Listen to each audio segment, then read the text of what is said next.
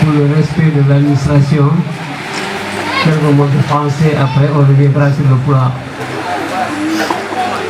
Moi, je ne peux pas parler ici aujourd'hui. J'ai des gens qui me représentent. Et je ne peux pas les déléguer. Venir jusque là, je fais l'invitation de la Turquie et vous savez le reste, je ne sais pas. C'est quelqu'un qui va intervenir. Et nous, en ce moment-là, s'il y a des choses à dire, si le temps nous permet de rester jusqu'à la fin, on va essayer de redresser certains points. Mais je ne suis pas venu ici pour faire des discours. Je suis venu avec mon neveu Diallo, qui va nous faire une conférence sur ma vie administrative. Je suis venu avec mon neveu Djibi Koïta, qui va parler de moi dans la vie du village. Ce que nous avons vécu ici ensemble, c'est lui qui va le faire. Lui, tout ce que j'ai fait comme administration, il va le faire. Et cela nous soutient largement. Moi, je n'ai pas parlé ici. Je vais tout simplement dire l'histoire de cette école-là. J'avais un ami inspecteur du nom de Lamine Top. Nous avons fait une tournée ensemble, on est venu prendre ici le lait à la maison. Il m'a dit, mais Malo, pourquoi vous n'avez pas d'école? J'ai dit, ah, nous sommes un peu coincés par les villages. Il y a une école à Thémanto, il y a une école à Djelambéré, il y a une école à Chara. Il me dit, non, ça ne dépend pas de la distance, mais ça dépend de la population. Si tu m'assures que chaque 2 ans, tu peux avoir 30 élèves, on va créer une école ici. Maintenant, pour la création de l'école, on en parlera. Moi, je ne vais pas en parler. Je vous dis ça comme ça. Dans tous les cas, en 90-91, on s'est affairé à créer cette école. Et l'école a eu le jour en 1991. Nous avons commencé par une première classe, Djibi en parlera. Moi, je voulais tout simplement vous donner ces références-là. Le reste maintenant, ce n'est pas à moi de parler. Les gens, ils sont là pour ça. Je vous remercie. Et le but de l'Ihal, Bim Fulmendi, la Okaran, il faut nous amener à Nanga, Bernende, Kainanga, Kananga, Ruade. Ça vous dit, à la Tiba, il est tout le monde nous dire. Nous n'avons pas eu de conneries. Nous allons pour Halbo. Quoi dire-nous?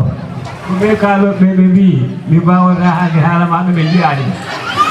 Vous ne savez pas, vous savez pas, vous savez pas, vous savez pas, professeur Diallo, on a la boule à la école.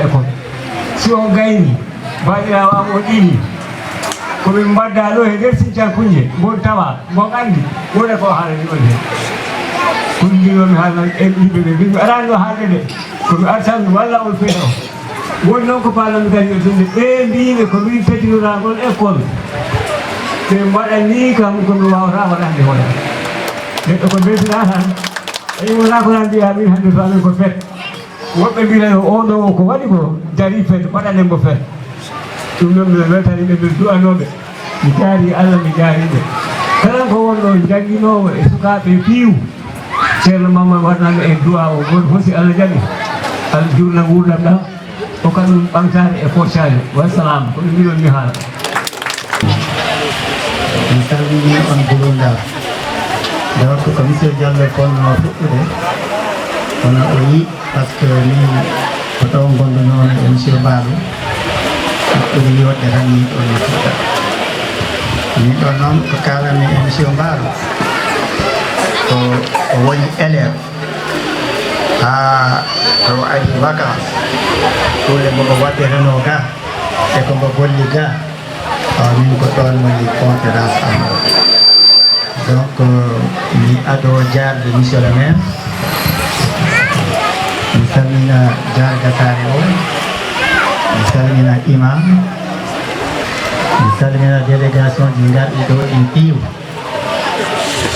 misalnya la jeunesse Medina Koungheul Balo asa misalnya directeur école o kanje collectif pédagogique mudum o vraiment wiya on jarama on jarama ligguey moɗon jooɗi vraiment école o weyɗi natude kam ɗo rammi weltima par ce que sa weltima ɗo école o ɗini laaɓi école o ɗini heɓini leɗɗe te mino ɓuuri ɗaminade daalo ko ɓuuri hewde e ɗeɗo leɗɗe ko pépiniére eaux et forêt immori awa ɗum ɗon koye weltare an buy on jarama élewɓe ɓe mi salmini on buy on jarama vraiment ko ni min jiɗirno e ko ni min tawiri joni noon en kalat homo woni doyen Mbaalo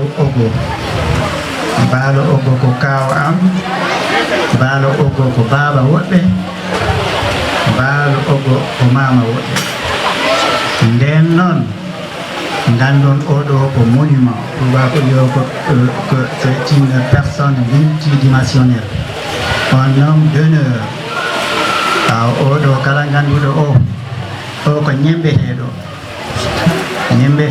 mo mawninani hoore muɗum ko mawnintinaki gonduɗo ne oni neɗɗo ko chance mawɗo paalaɗo janggude a jangat hen ko heewi te inchallahu rabbi a majjata ko jahata ho donc doyen Ogo ko 1936 woni hitande jibinande muɗum tigui e oɗo haltoya on ko hitande wonde ɗon ɗo ko ma wonira noon ko hoɗum woni ɗum par ce que elaw e elewɓe ɓe hay goto yiɗaɗo janggude babaji meɗen ɗi jiɗaɗo windude hay goto yimɓeɓe ko cuuɗoyte no awa ko ma directeur école o immoto wonto ada e représentant chef de canton o wonɓe mbaɗa galle e galle ɓe jaltini ɓiɓɓe moɗon ɓe awa ɓe daara hoɓe pota e windede bindaɗo hen noon e taw weltaki awa ɓeeɗa ɓe bindaka ɓe ɓendini gama e jala mbiya ka en daɗi oɗo ka e majjoyi awa ɗum ɗon ko wasde andude aduna donc hoto o wonno ko saare Sambel Dicko donc 1950 o naati école de Baba Moulay Balde ɗo kono noon ko en 52 jinnaɓe muɗum ɓe gari ɗo Médina Koundé min ɗamini ɗini Sinthiou 1945 voilà eyi 1950 o naati école eko mo waɗanno CP ko 1952 jinnaɓe mum ɓe gari ɗo Médina Koundé taw noon histoire o hono waalode ɓe jinnaɓe muɗum ɓe meeɗi arde Sinthioude ɗo ɓe Médina Koundé e duuɓi avant kono on waktu noon taw ladde nde wontako ko ɗum adi noon ɓe dutti to ɓe gimmodino to après ɓe gatti en 50 donc monsieur Mbaalo jangi ha ko paala yettade CM1 on tuma taw ko ma concourayel waɗe elewaɓe ɓurɓe forde ɓe jeenayo he mumen ɗo Daago ɗo jidde ɗo naɓe to école Kolda Amadou Michel Diop par ce que Daago alano CM1 alano CM2 ko école Michel Diop tan ɗamno pour moyen e nder département Kolda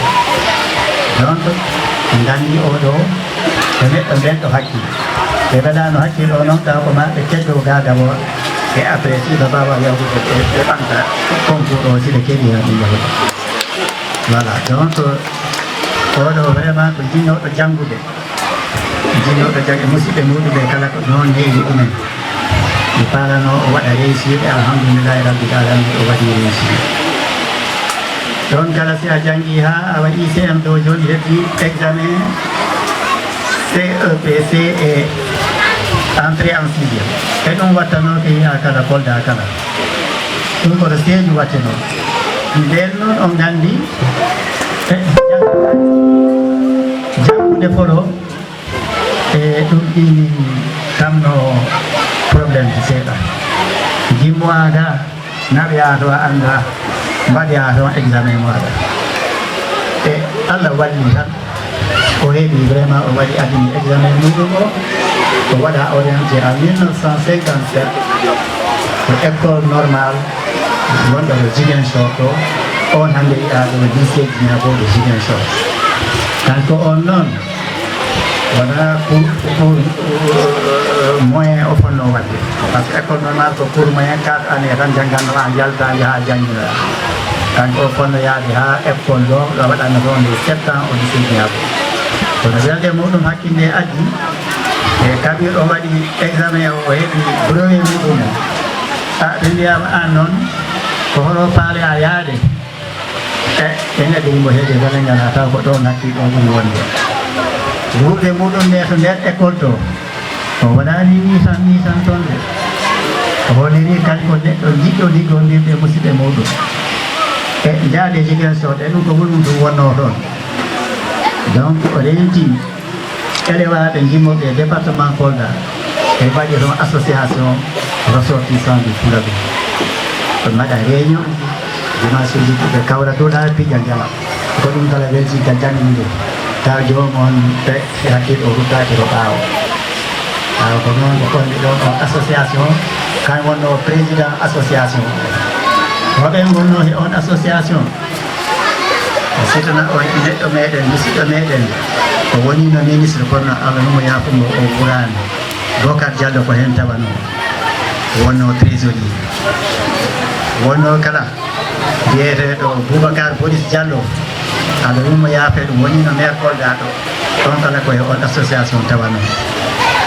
wano ɗi wonno kala biyeteɗo Alassane Diawara on ɗini wuuri ɗini jooɗiɗo Kolda ɗo rewɓe kewɓe jangguɓe ɗo Kolda ɗo ɗini gandi hombo yiyete Alassane Diawara donc en gandi noon ɓeɗo vraiment ko koye tan kawruno koye tan kawruno ɗo jiɗɓe wadde réussir ko ɗum adduno noon o waɗi créé on ɗo association ɓe yawri ɗon e école noon ma wona jangde ni tan lawwe ɓe janginteno formation militaire e o ko caporal jiɗa ɗo caporal jooɗi ɗo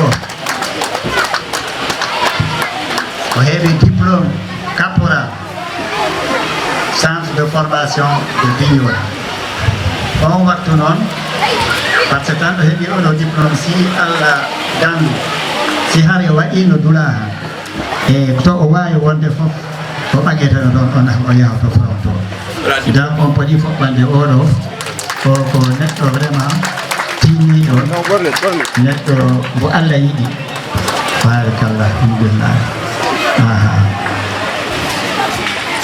voilà to ɗon yawti mbaalo noon o darani saare nde omo darini saare nde kabir o fuɗɗi jannginde o woppani saare nde o aranno ɗo he vacance ɓeygu muɗum ndu hoto o jippotono so heeɓi yottade tan o miramo muɗum wiyeteɗo Mawlo Mbaalo o funta suudu muɗum ndu kan on ɓanta ndun suudu wonti hoɗum wonti foyer des jeunes minen mbaɗanno lycée haw ko ɗon si kikiɗe yoni ɓe kirtima tan piyi ko ɗo on arta piyi ko ɗon aranno yewnude aranno janngude aranno wadde piiji ɗi piyu donc ko weltade tan wonno somin yotti mo heeɓino yottade ga vacance tan minen tan min jettima heɗoy e vacance o kala noon e wona ni tan piiji e jaleede tan de on wattu noon mi halna on par ce que on wattu e football alano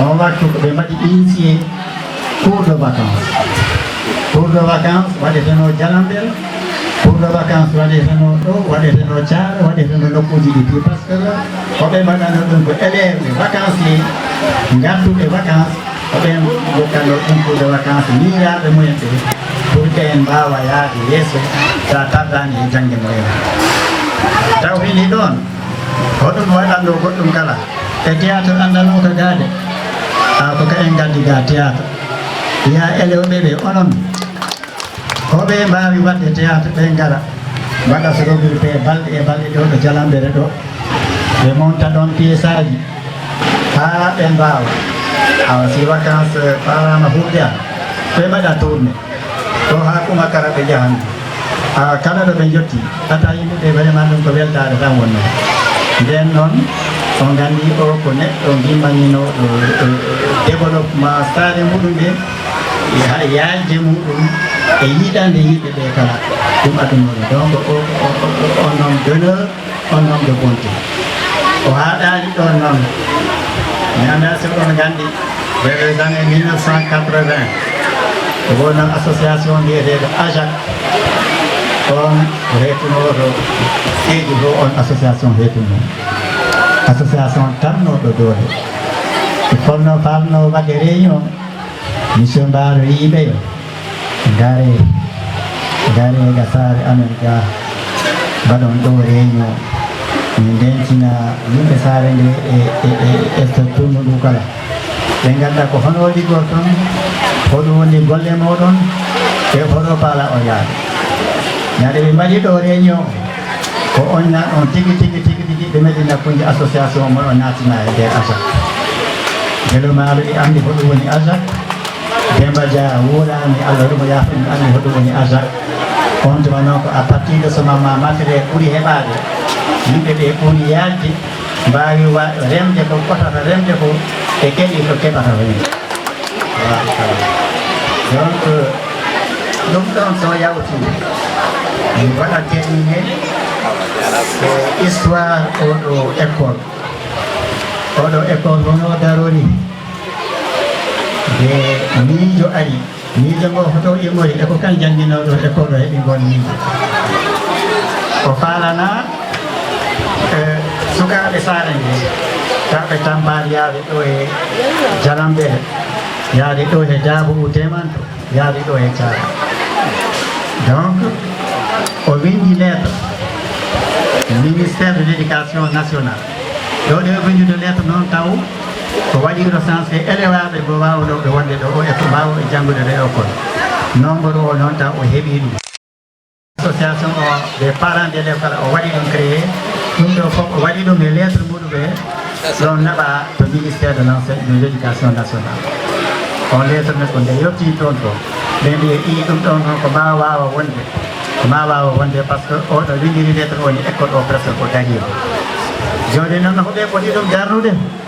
e ko sara nde foti immanade ɗum darna ɗum e miijo muɗum e golle saare nde kala keɓtorɗo ala waɗa ɗo doole muɗum ɗe o yi minen en ce moment ta yimɓe ɓe kala fuɗɗiri gaade seeɗa o fuɗɗi o wi o waɗi buluji joyi o yo onon kala toon piir kala mbawna mbaɗon buluji joyi min noon waɗi buluji joyi o Amadou gonɗo ɗo Abdoul Koyta waɗi buluji joyi Ablaye Koyta waɗi buluji joyi Boubou Mbalo waɗi buluji joyi on kales rentina e ɗum darnina premiére classe o école Médina Bondi nden noon oɗo école so yiniraka Ogo Mbalo taw o majji joom muɗum barikalla alhamdulillah Mbalo a jarama a tini ɗum neɗɗo wawra haalde golle maɗa ha gayna ɗum an a ligganaki hoore maɗa ko aduna o liggani a aɗa yiɗi hoorema aɗa yiɗi Medina Kunje on calminama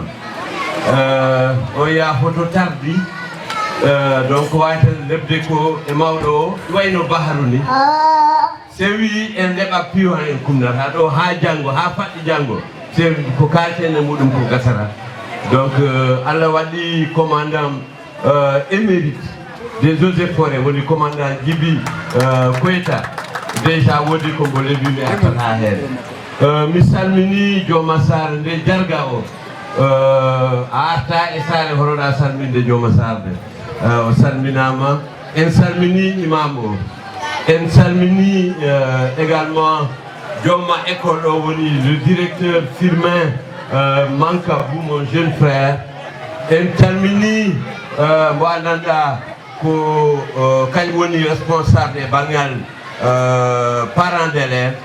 En calmini également la famille du parrain woni la famille Mbalo, mais également la famille Koyta enen salminaɓe enen jaraɓe hande noon salminen aussi mbawata arde e commune parɗen salminde autorité o en salmini monsieur le maire monsieur Ndianthio Diallo Balde en salmini aussi min ko doyen am le directeur émérite tubakoɓe si wi goɗɗo directeur émérite il a déjà fait ses preuves il n'est plus seulement directeur il est directeur émérite, mais Firmin Mankabou est d'abord directeur. Mais M. Amadou Koïta n'est plus directeur simplement, il est directeur émérite. Donc, monsieur le directeur émérite, Amadou Koïta, qui est mon aîné, qui est mon grand frère, je suis fier de le trouver. Disons, je ne sais pas, est-ce que Firmin Dido, est-ce que Firmin est là? Voilà, Firmin, je vais commencer par du taquini. Alors que vous dites ça tout pour les Français. Voilà, nous nous donne des bani. C'est lui-même qui va remettre le document. Curriculum vitae. Mais c'est une mauvaise prononciation. En latin, on dira curriculum vitae. Et il est important, on ne les enseignant pas bon pour une vie. Curriculum, c'est l'accusatif latin qui signifie la carrière. Vitae, la vie. Donc, nous allons parler de sa carrière. Et voyez les anciens. Curriculum vitae. Curriculum vitae. Donc, lui, il a bien écrit. Mais aujourd'hui, quand vous demandez à quelqu'un, même un professeur d'université, malheureusement, il va le maîtriser. Donc, curriculum vitae, le curriculum, donc, comme je l'ai dit, la carrière, très rapidement. Mais je ne reviens pas sur ce qui a été déjà dit. Je ne reviens pas sur le dit. En ne revenant pas sur le dit, je ne reviens pas sur le déjà dit. Je vais revenir sur ce que je vais dire, sur ce qui n'est pas dit.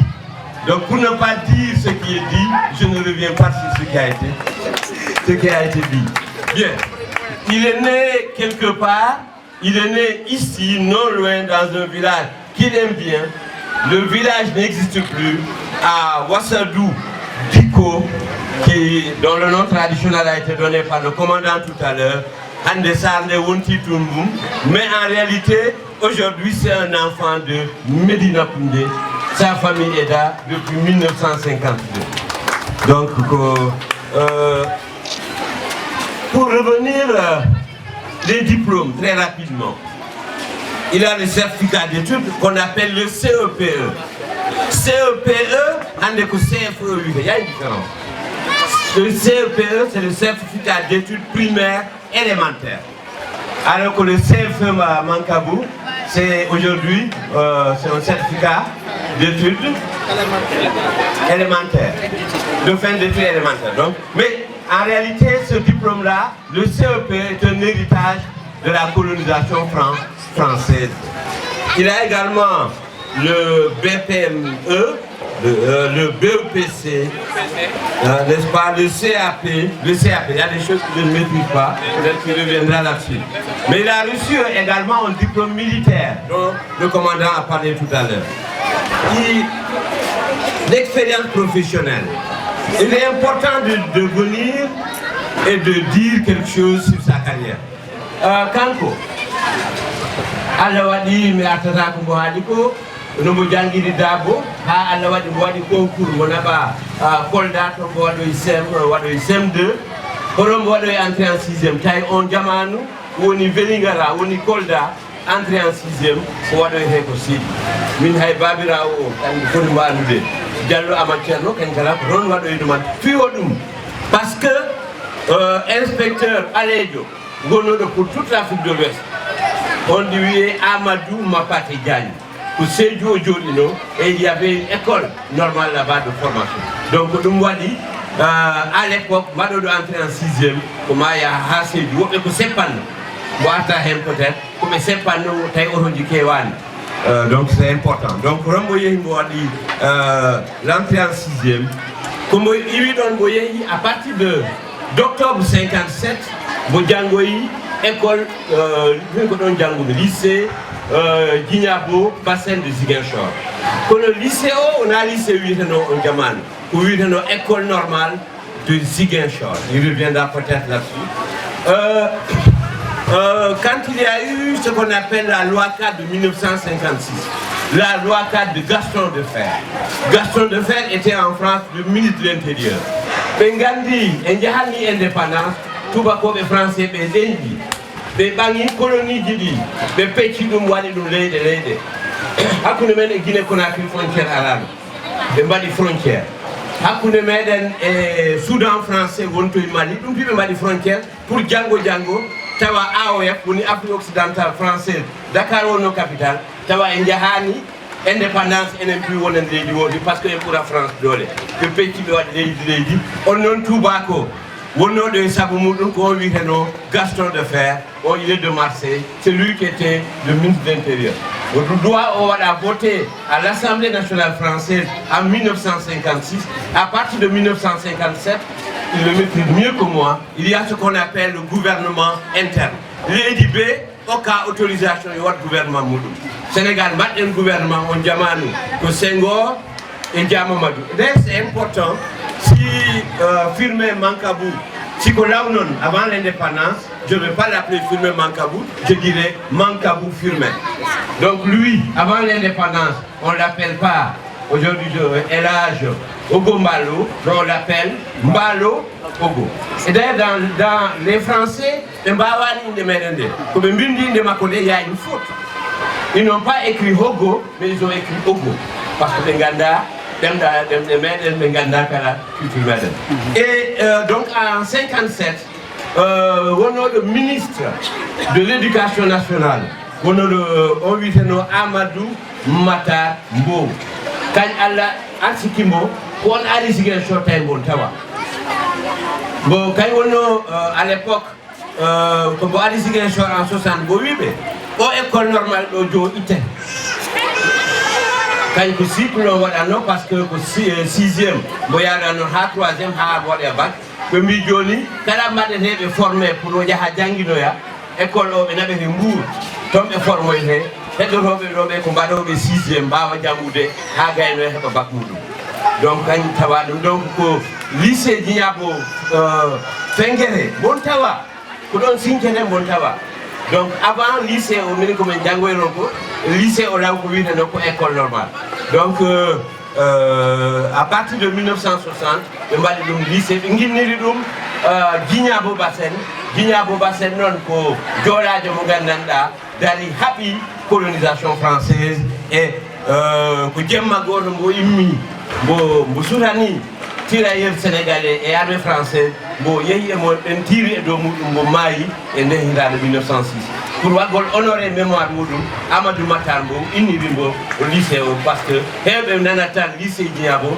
ɓe ganda Djignabo Bassène c'est un grand résistant sénégalais d'encadrement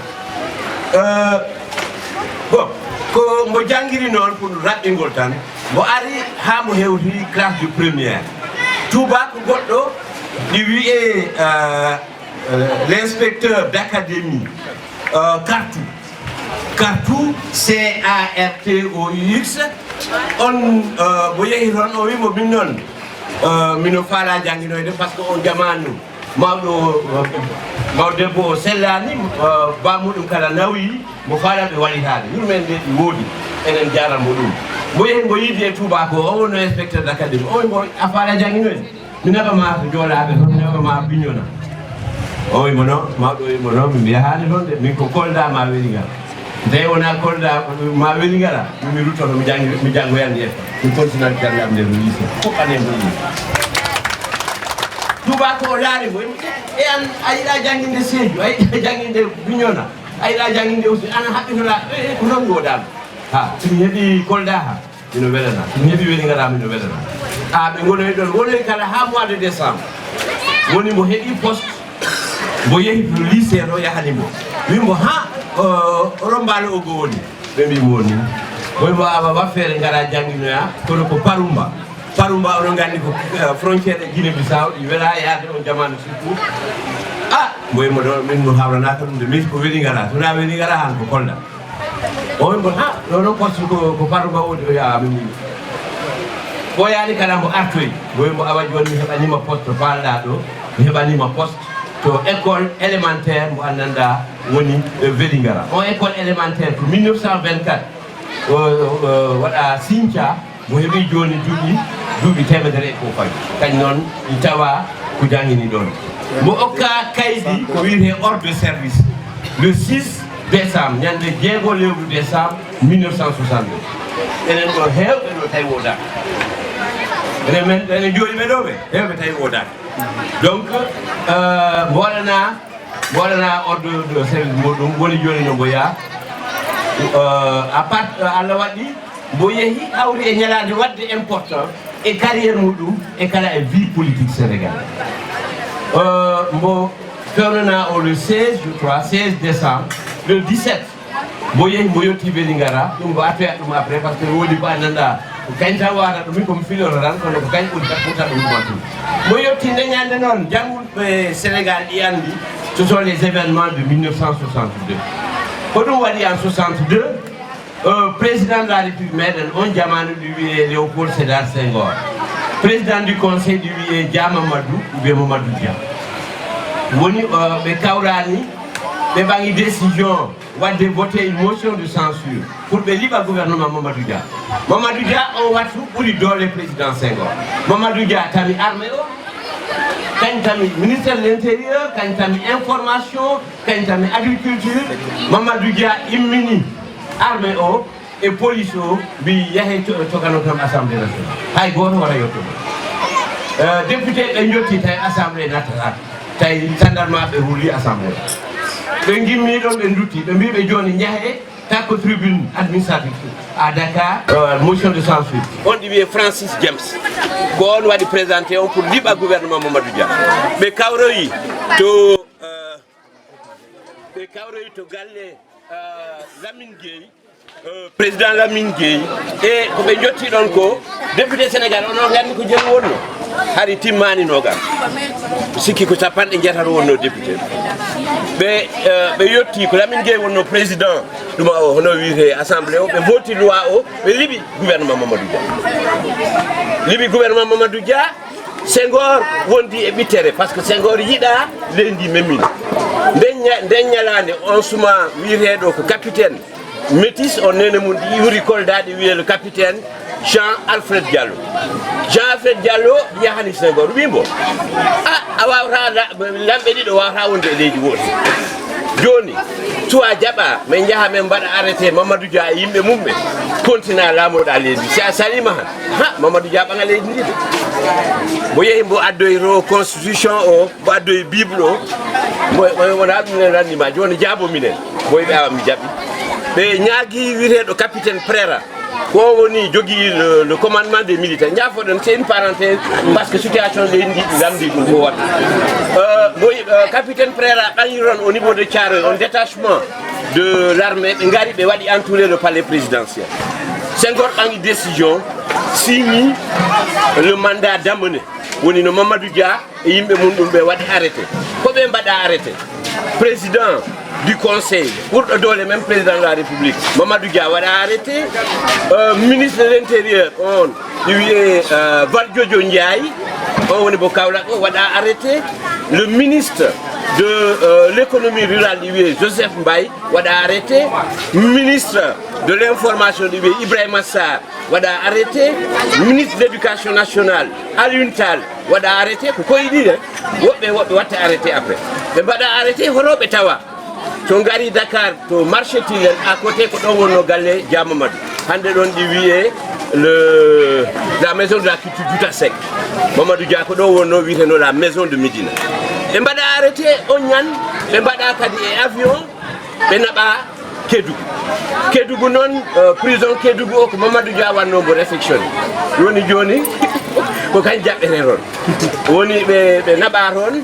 Nous le 17 décembre 1962. Quand nous avons affecté Vélingara. Weli Bimbi, Juma Obeni, ACV au Bimbi, Moye Ron, to école. On est école Babou Moulay, je dis école Moulay Sirandine, Balde, c'est toujours la même famille. Moyoti Ron, Bimbi Moha, Hande Jande Ala, coup d'état du Wodi.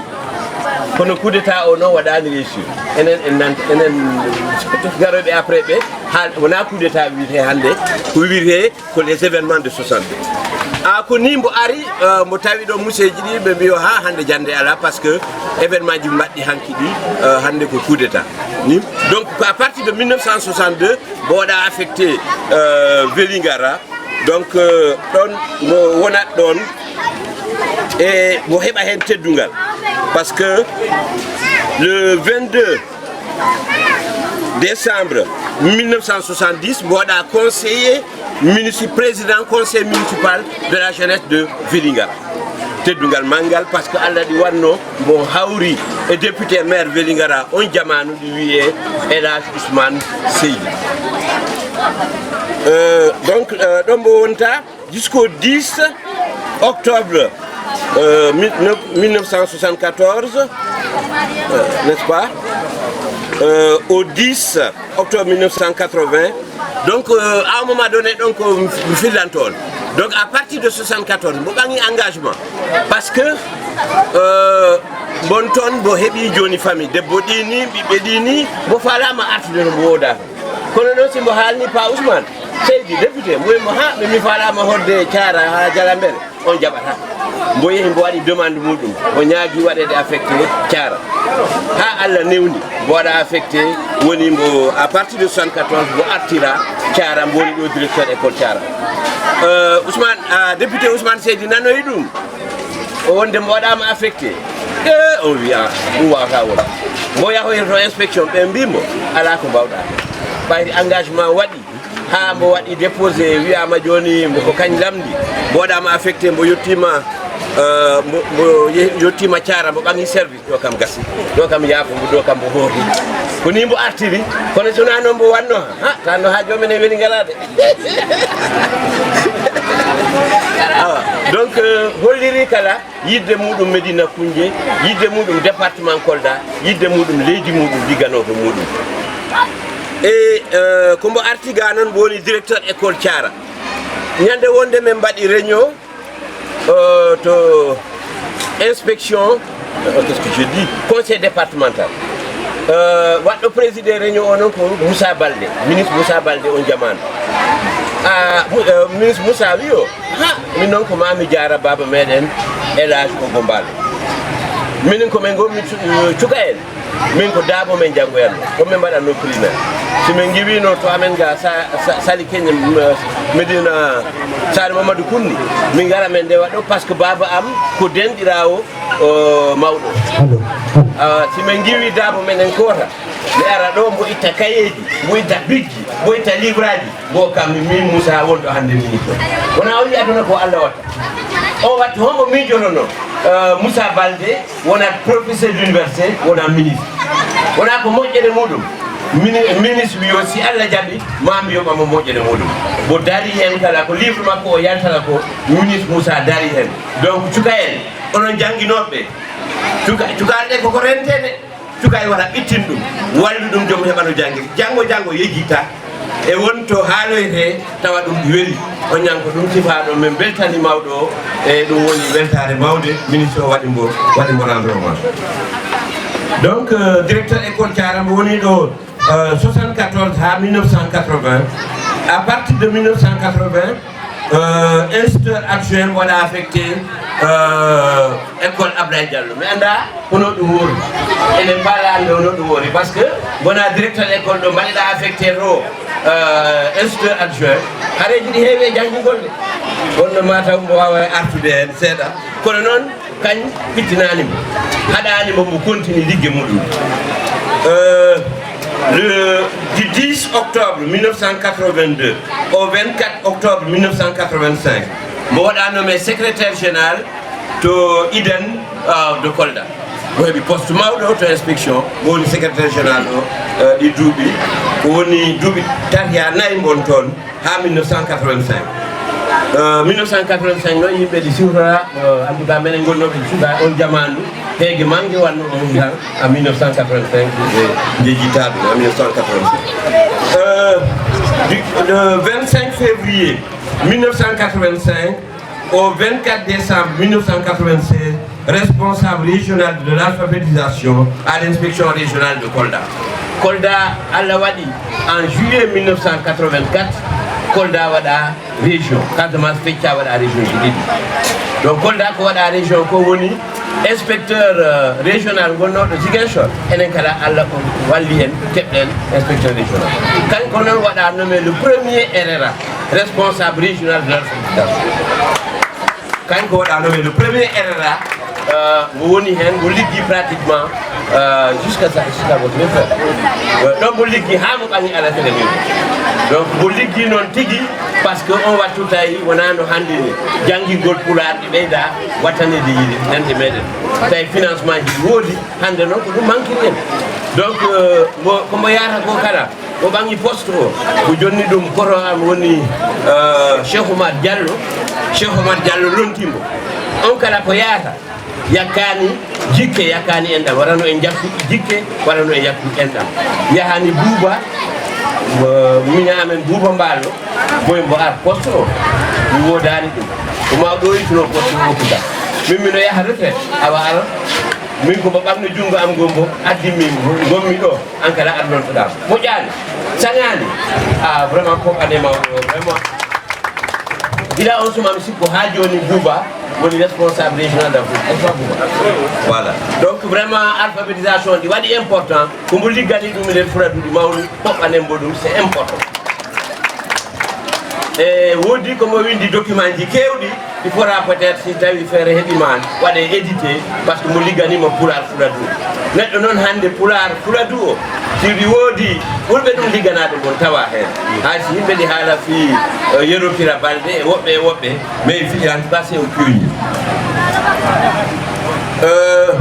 25 novembre 1990 conseil municipal Kolda on kala ala wadi bo e carrière politique modo woni conseil municipal Kolda et en 1997 alla wadi be gaddani un conseil régional premier président conseil régional alla wadi ko Mamadou Diamanka kagnon mo tawa hen et kagn wonani en à partir entre 97 et 2000 le premier secrétaire élu du conseil régional de Kolda c'est important kagn won le premier secrétaire élu le Diamanka woni président woni premier secrétaire élu donc do bon et carrière politique modo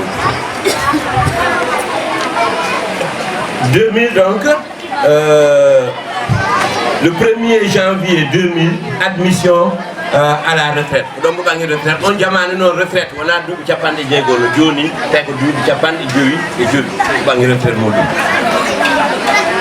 2004 2005 responsable régional volet alphabétisation du projet de lutte contre la pauvreté un projet witano PLCP on kala mo liggima hen pour e bangal alphabétisation et lutte contre la pauvreté 2023 alla newnani mo kala juldo di welana dum bo yeyi funnange mo hajjoy dum kala ko yettere alla vraiment dum yettere toujours en 2023 février 2000 qu'est-ce que j'ai dit